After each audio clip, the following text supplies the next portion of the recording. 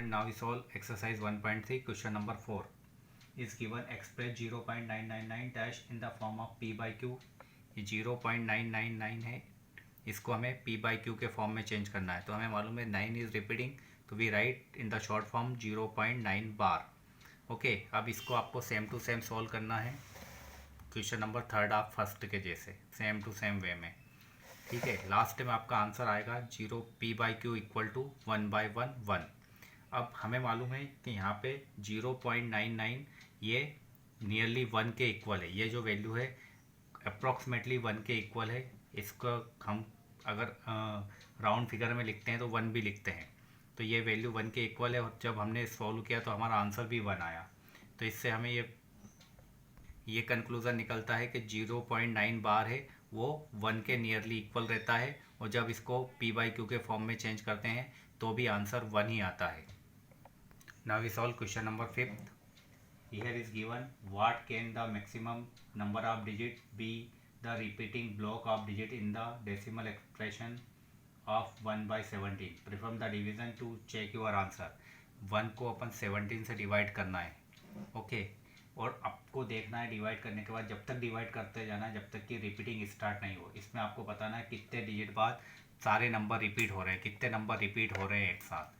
ठीक है, तो पहले आपको 1 से 7 को 17 से 1 को डिवाइड करना है। उसके बाद देखना है कि कितने नंबर बाद ये नंबर रिपीट हो रहे हैं। तो हो सकता है ये लॉन्ग डिवीजन प्रोसेस लंबी रहेगी डिवीजन प्रोसेस, तो आपको जब तक डिवाइड करते जाना है जब तक कि नंबर रिपीट नहीं होने लग जाए। This is your homework. Now question 6. Question 6 is given, look the several example of rational number in the form of p by q, where p and q are integer with no common factor other than 1 and having terminating decimal representation. Can you guess your property q must satisfy? Means इस question में पूछा है कि p by q अगर terminating decimal रहेगा तो q की कौन सी प्रॉपर्टी सेटिस्फाई होगी।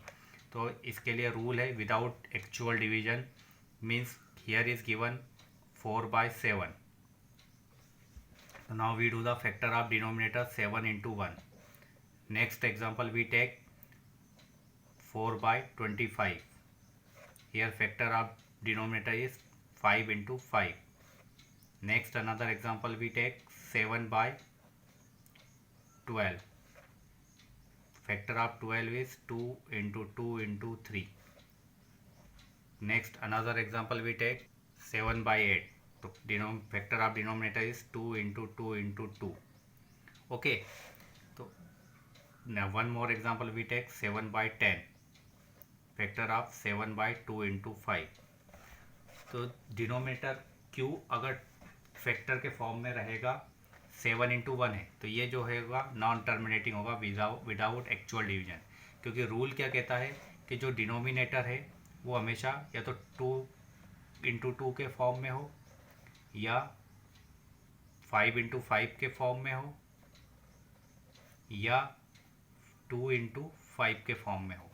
मीन्स जब भी हम डिनोमिनेटर के फैक्टर करेंगे या तो डिनोमिनेटर में 2 ही आना चाहिए या फिर पूरे ही 5 आना चाहिए या 2 और 5 दोनों साथ आना चाहिए। इनके अलावा कोई सा दूसरा नंबर आता है तो वो नॉन टर्मिनेटिंग हो जाएगा, और ये टर्मिनेटिंग की कंडीशन है कि डिनोमिनेटर के फैक्टर 2 के फॉर्म में होना चाहिए, 2 की 5 के फॉर्म में होना चाहिए, 2 और 5 दोनों के फॉर्म में होना चाहिए। तो इधर 7 है तो 7 into 1, यहाँ पे 2 और 5 नहीं आ रहा है तो ये नॉन टर्मिनेटिंग हो जाएगा। 25 factor of 25 5 into 5, this is the terminating decimal. अब यहाँ पे देखना 12 factor of 12 is 2 into 2 into 3।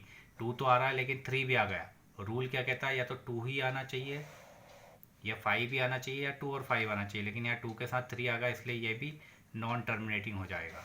इस तरह हम ये अदर एग्जांपल सॉल्व कर सकते हैं। तो इसके आंसर में आपको लिखना है the prime factor of q has only power of 2 और 5 और बोथ। या तो 2 की पावर के फॉर्म में होना चाहिए, 5 की पावर के फॉर्म में होना चाहिए या 2 और 5 दोनों की पावर के फॉर्म में होना चाहिए factor of q। This is our answer. Now we see question number 7. Write the 3 number whose decimal expression are non-terminating or non-recurring.